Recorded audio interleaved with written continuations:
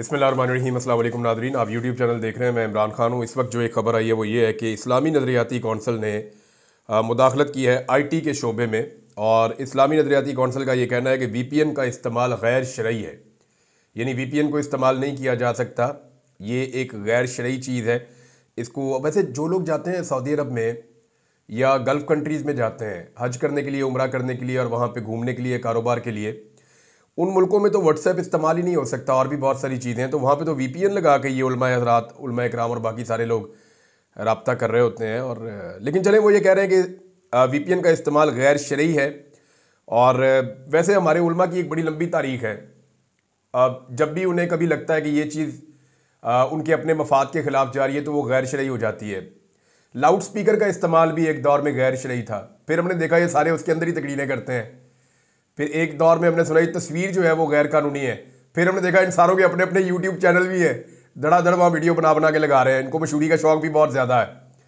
फिर इन्होंने कहा जी कि औरत जो है उसकी सियासत जो है वो गैर शरई है। फिर हमने देखा ये सारे जो है ना वो औरतों के आगे हाथ बांध के खड़े हैं जो सियासत कर रही हैं। तो ये हमारे जो उलमा है इनका भी कोई दीन ईमान मुझे कोई समझ नहीं आता। बहरहाल मैंने इनसे ये पूछना था कि इन्होंने वीपीएन को तो गैर शरई करार दे दिया है हमारे उलमा इकराम ने, लेकिन इंतहाई एहतराम के साथ मैं पाकिस्तानी उलमा इकराम से ये जानना चाहता हूँ कि धांधली क्या गैर शरई नहीं है। चंद सवालात हैं, मैं उनके सामने रखता हूँ। चादर और चार दीवारी के तकद्दुस की पामाली गैर शरई नहीं है। इद्दत वाला केस जो बनाया गया था उस पर आपकी राय नहीं आई, वो शरई था या गैर शरई था? बेनज़ीर भुट्टो की नंगी तस्वीरें जब फेंकी गई हेलीकॉप्टर से, वो काम शरई था या गैर शरई था? इसके ऊपर आप नहीं बोले। झूठे मुकदमात किए गए, खवातीन और बच्चों पर लगातार तशद्दुद किया गया, लेकिन इस्लामी नजरियाती कौंसिल ने नहीं बताया कि यह शरई है या गैर शरई है। मुल्क में होने वाली गैर कानूनी जबरी गुमशुदगियां ये गैर शरई है या शरई है? इगवा बराए बयान ये शरई होता है या गैर शरई होता है? करप्शन की शरई हैसियत क्या है ये भी हमें उलमा इकराम बता दें। फ़लस्तीन के हक में अगर लोग निकले एहतजाज के लिए तो उन लोगों को गिरफ्तार किया जाए, उन पर टॉर्चर किया जाए। ये जो गिरफ्तारियां और तशद्दुद है ये शरई है या गैर शरई है? आइन पर हमले के लिए अरकान असम्बली की बहू बेटियों को उठा लिया जाए, घर की खवातीन को उठा लिया जाए, खवातीन के गिरबानों पे हाथ डाला जाए, तो ये क्या शरई है या गैर शरई है?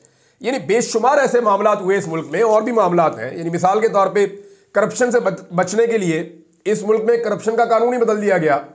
वो शरई था या गैर शरई था? गरीबों को मरते हुए छोड़कर हुक्मरान जो है वो यूरोप की हवाओं में अपने इलाज के लिए चले गए, वो शरई था या गैर शरई था? देखें, ये उलमा इकराम एक बात याद रखें, पाकिस्तान इस वक्त बेशुमार मजलूमों का मुल्क है और ये मजलूम जालिमों का गिरेबान तो पकड़ेंगे क़यामत वाले दिन। तो मुझे ऐसा लगता है कि ये उलमा इकराम अपने गिरेबान भी पेश कर रहे हैं। और रीज़न पता क्या है? बजाय इसके कि हक और सच का साथ दें, बजाय इसके कि ये अपने प्लेटफॉर्म के ऊपर से वो बात करें जो बात दीन कहता है, जो बात हक है, जो बात सच है, ये करते वो हैं जो उस वक्त की रियासत को या उस वक्त के हुक्मरानों को सूट करता है। हुक्मरानों के दरबारियों की हैसियत इख्तियार कर गए हैं ये उलमा इकराम। ये हक के लिए नहीं बोलते, जुल्म के खिलाफ नहीं बोलते, जबर के खिलाफ नहीं बोलते, और जालिम हुक्मरान के सामने कलमा हक कहना अफजल जहाद है।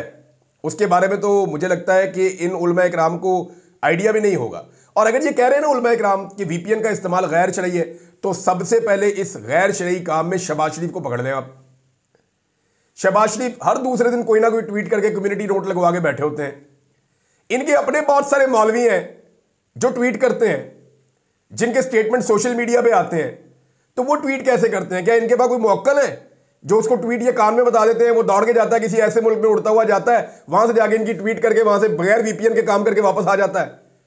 क्या इन उलमा ने अपने साथ मुवक्किल रखे हुए हैं सोशल मीडिया के इस्तेमाल के लिए? भाई ये खुद भी इस्तेमाल करते हैं। बहुत सारी मिसालें हैं जो सोशल मीडिया के ऊपर ट्वीट्स कर रहे होते हैं। तो वो कौन से वीपीएन इस्तेमाल कर रहे होते हैं या विदाउट वीपीएन वो कैसे कर रहे होते हैं? यानी मेरी समझ से बाहर है। जब खुद करें तो ठीक है, जब कौम करे तो गलत है। यानी आज नौजवान के पास एक हथियार रह गया है, ये रोजे क़यामत आपका गिरेबान पकड़ेंगे कि जब हमारे रब हमारे ऊपर जुल्म हो रहा था, जबर हो रहा था, फस्तायत चल रही थी, हर चीज को कंट्रोल किया गया था, तो हमारे पास एक हथियार था, एक रास्ता था जिससे हम अपनी आवाज बुलंद करते थे। और हमारे उस वक्त के उलमा इकराम ने हमारी वो आवाज बंद करने के लिए भी बजाय इसके कि वो हमारे साथ खड़े होते, बजाय इसके कि वो हमारे लिए आवाज उठाते, बजाय इसके कि वो हुक्मरानों से कहते कि जुल्म और ज्यादती बंद करो, वो हुक्मरानों के साथ खड़े हो गए और उन्होंने हमसे वो आवाज भी छीनने की कोशिश की। अब जनाब ये उलमा कैसे बोलते हैं, कौन इनको बुलवाता है, आप खुद अच्छी तरह जानते हैं। यानी मैं अब इनके बारे में और क्या बोलूं, ज्यादा बोलूंगा तो गुस्ताखी हो जाएगी। लेकिन बहुत सारे ऐसे मामलात पे जहां पे इन उलमा इकराम को बोलना था, नहीं बोले। बहुत सारी ऐसे जुल्म और ज्यादतियां थी कि पूरी कौम चीख उठी, बोलना था, ये नहीं बोले। ये हमेशा तब बोलते हैं जब पाकिस्तान की एस्टेब्लिशमेंट इनको चाबी देती है, तो ये फौरी तौर पे अपना स्टेटमेंट दाग देते हैं। और ऐसे मामले के ऊपर स्टेटमेंट दिया है जिसके ऊपर कसूरवार खुद इस वक्त वजीर आजम है, वो खुद इसके ऊपर ट्वीट करता है। पहला केस तो वजीर आजम पर बनाए ना, और केस बनाएगा कौन? इस्लामाबाद की पुलिस। इस्लामाबाद पुलिस का अपना अकाउंट वीपीएन के जरिए इस्तेमाल होता है। ऐसी मुनाफकत इस मुल्क के अंदर हो रही है, और ये उसको, यानी कोई चीज ऐसी नहीं है जिसको इस्तेमाल नहीं करना पाकिस्तानियों के खिलाफ। आज पाकिस्तान जो है ना, वो एक बहुत बड़ी जेल की तरह कन्वर्ट कर दिया गया है। जो आदमी आजाद रहना चाहता है, आजाद सोचना चाहता है, आजाद बोलना चाहता है, उसके लिए पाकिस्तान में जगह ही नहीं है। या तो वो छुपता फिरेगा, या इश्तिहारियों की तरह जिंदगी गुजारेगा, या वो जेल में बंद रहेगा, या उसको कंप्रोमाइज करना पड़ेगा। यह निजाम जबर और फस्तायत की इंतहाओं पर पहुंच गया है। आप मिसाल देख लेना इमरान खान के केस की।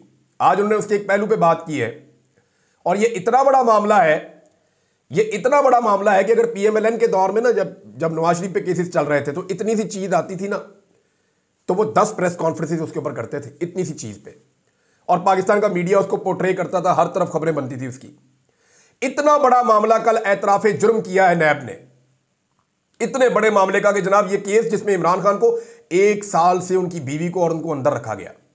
ऐसा केस तोशाखाना का जिसमें इमरान खान को और उनकी बीवी को 1 साल तक अंदर रखा गया। ऐसे केस के अंदर, उसी केस के अंदर नैब आकर कहता है जी वो केस ही हमने गलत चलाया था, उसको वापस कर दे पुरानी तरीकों में, हम दोबारा से उसको शुरू करेंगे और दोबारा उसकी तहकीकात करेंगे और दोबारा उसके फैक्ट्स लेकर आएंगे। इतना बड़ा एतराफे जुर्म है कि पाकिस्तान की सबसे बड़ी पॉलिटिकल पार्टी का लीडर, पाकिस्तान की इस वक्त भी सबसे बड़ी पार्लिमानी पार्टी का लीडर, पाकिस्तान की तारीख का सबसे मकबूल तरीन लीडर, ऐसे आदमी के ऊपर एक केस बनाकर झूठा उसको 1 साल जेल में रखा। 1 साल के बाद एतराफ कर रहे हैं कि वो केस हमसे गलत बन गया था। अब इमरान खान साहब क्या कह रहे हैं जी, हमें दोबारा मौका दिया जी, हमने चलाना है। इमरान खान साहब कह रहे हैं कि चेयरमैन नैब को और जो इसका आईओ है उसको और जो प्रोसिक्यूटर वगैरह है ये सारे इस्तीफे दें और उनके खिलाफ जो है वो कानूनी कार्रवाई की जाए। वैसे अब इमरान खान साहब से जो लोग अंदर मिलकर आते हैं वो आकर खबरें भी रिपोर्ट नहीं कर पाते। इमरान खान के हवाले से खबरें भी नहीं चल रही। ये जो खबर मैं आपको बता रहा हूं ना कि नैब ने जनाब एतराफे जुर्म कर लिया है और इमरान खान ने कहा जी कि इनके ऊपर तो कानूनी कार्रवाई की जाए। अब इन्होंने 1 साल मुझे और मेरी बीवी को अंदर रखा है। अब मामला यह है कि नैब ने अगर इस एतराफे जुर्म के बाद ये तस्लीम किया कि उनसे गलती हुई है तो पाकिस्तान का कोई मीडिया इसके ऊपर प्रोग्राम कर रहा है या पाकिस्तान के कोई टीवी चैनल इस खबर को दिखा रहे हैं? आपको नहीं दिखाएंगे। टीवी चैनल्स को इस वक्त जो हुक्म दिया गया है लेटेस्ट, वो ये दिया गया है कि किसी तरह पाकिस्तान तहरीक इंसाफ के अंदर ये बयानियां फैलाएं और पाकिस्तान में ये प्रोपेगेंडा करें कि इमरान खान की बीवी ने पार्टी को टेक ओवर कर लिया है।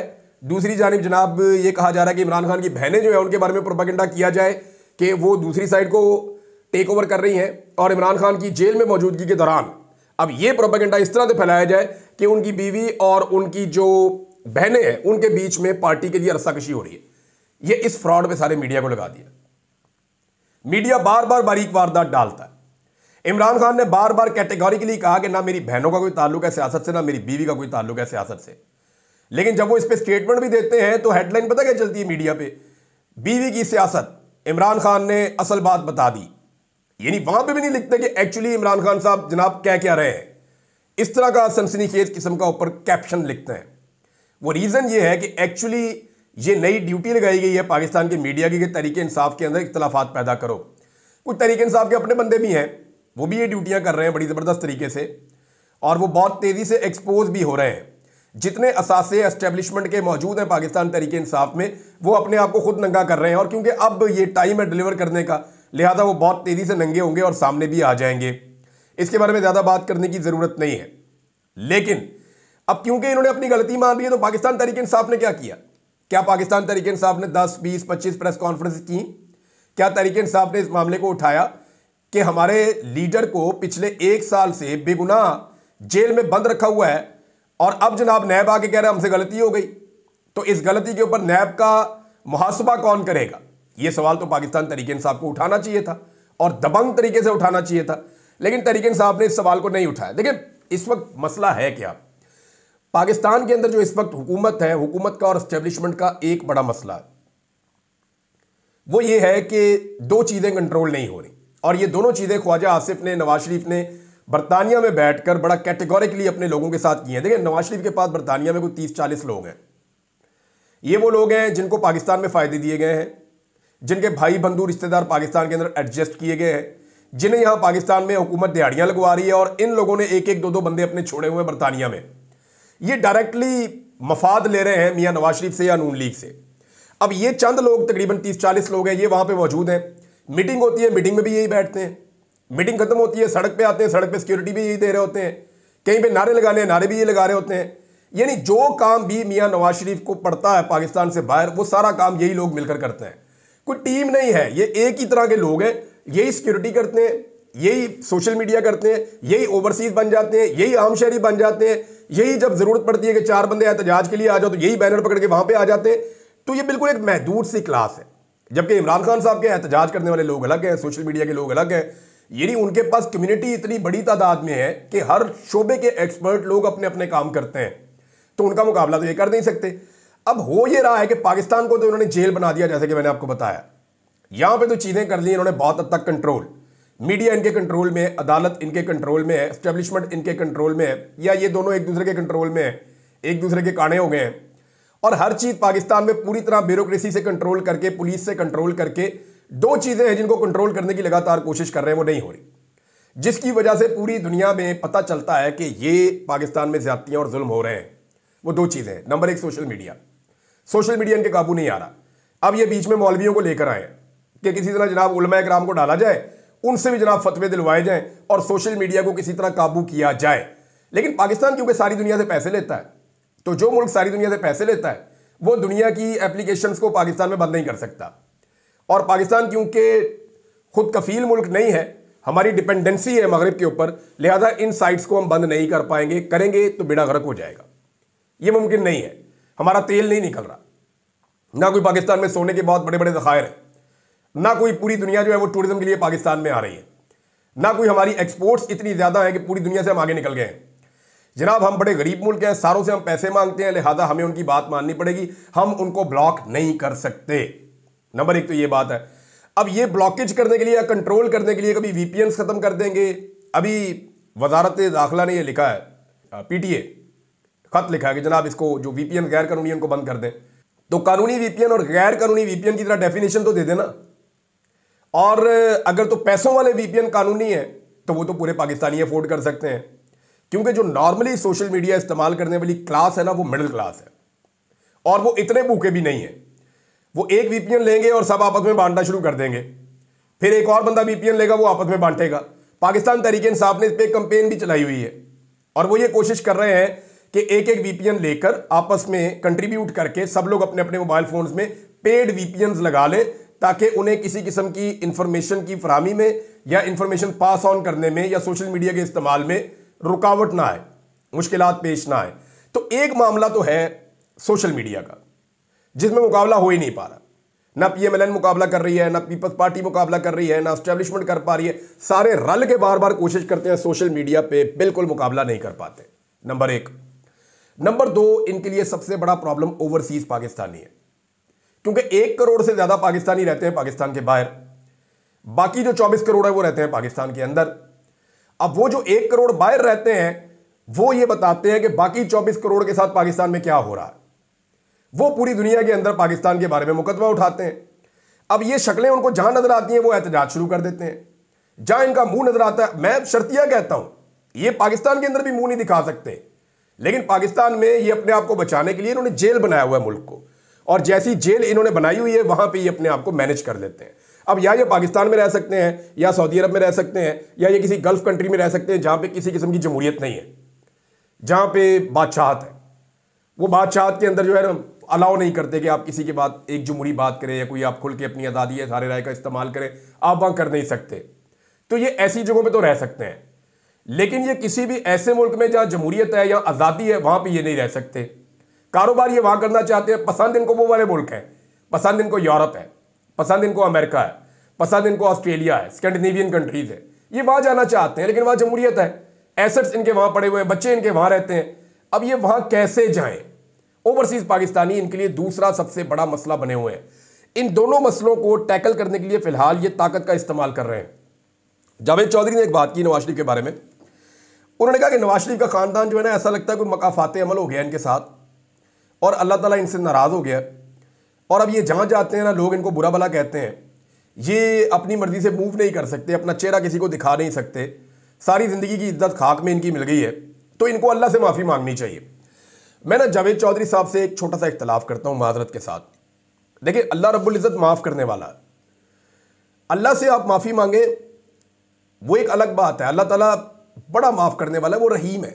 आप जितने मर्जी गुनाह करें अल्लाह से कभी भी मायूस ना हो, अल्लाह ताला माफ़ करता है।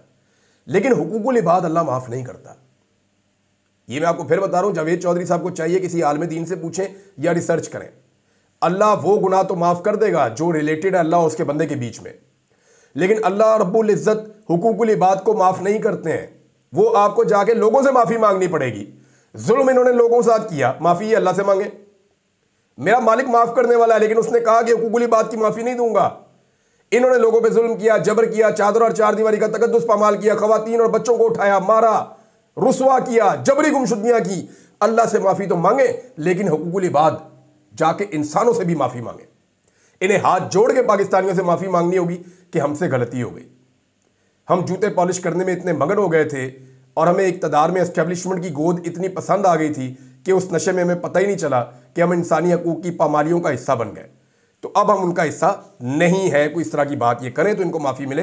अब अंदाज़ा आप करें ना कि ये पंजाब के शहरियों को छोड़ के भागे हुए हैं, और पंजाब में अब तक की इंफॉर्मेशन के मुताबिक सिर्फ ये जो महीना चल रहा है नवंबर का, जो अभी आधा महीना हुआ है, इसमें 7 लाख से ज़्यादा पंजाब के शहरी अस्पतालों में पहुंच गए हैं। और फेफड़ों के प्रॉब्लम आम होते जा रहे हैं। यहाँ पे स्मोक की वजह से लोगों की ज़िंदगी कई साल कम हो रही है। आने वाली नस्लें जो है उनकी ज़िंदगी लंबी नहीं होगी अगर उन्हें स्मोक के साथ जीना पड़ा तो। उनके फेफड़े मुतासर हो रहे हैं, सारा का सारा अंदरूनी सिस्टम उनका मुतासर हो रहा है। पिछले महीने अक्टूबर में लगभग 19 लाख से ज़्यादा लोग अस्पतालों में पहुंचे हैं, और अब तक कुछ 26-27 लाख लोग पंजाब में अस्पतालों में पहुंच गए हैं। जबकि पंजाब की वज़ीर आला कहती है टिकटॉकर के मुझे तो यहाँ पे इलाज ही नहीं है मेरा। इनका इलाज पूरी दुनिया में कहीं नहीं है, मैंने पहले भी बताया था।